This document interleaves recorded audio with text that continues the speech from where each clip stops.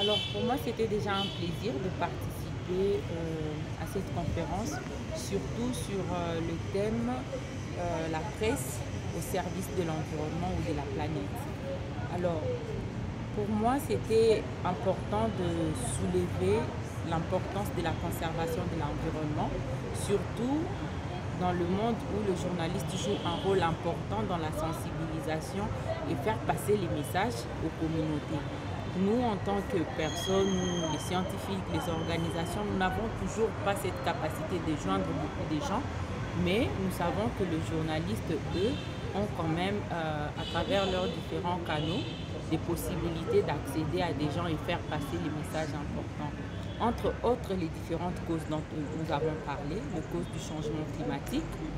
La première cause ici chez nous, en tout cas, c'est la déforestation due aux besoins que nous avons pour le macala, l'énergie, le bois, pour la construction et tout ce qui vient avec. À part ça, nous avons l'industrialisation. Bien sûr que nous ne polluons pas encore à grande échelle comparativement à d'autres pays, mais avec la prolifération des véhicules, avec la prolifération des mini-industries et autres, à un certain niveau, l'industrialisation devient aussi une cause palpable ici chez nous. À part ça, nous avons la gestion des déchets.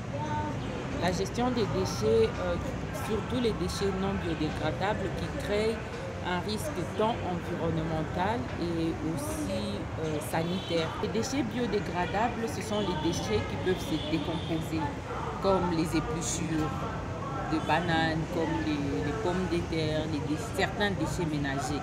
Et les déchets non biodégradables, nous avons des choses qui ne se décomposent pas, par exemple, qui se décomposent difficilement.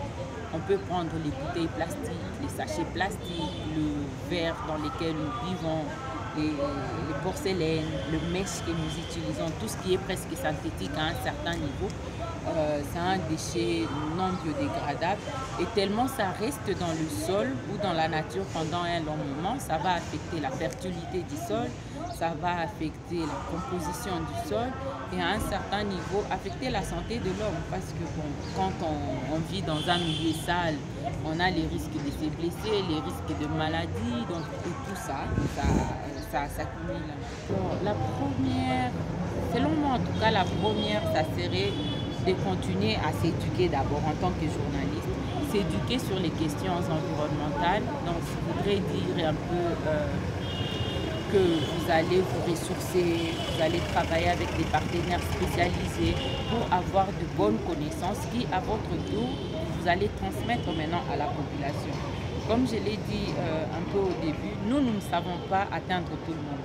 Mais vous, à travers les émissions, à travers les spots publicitaires et tout ce que vous utilisez comme moyen de communication ou canal de communication, vous pouvez joindre plus de personnes.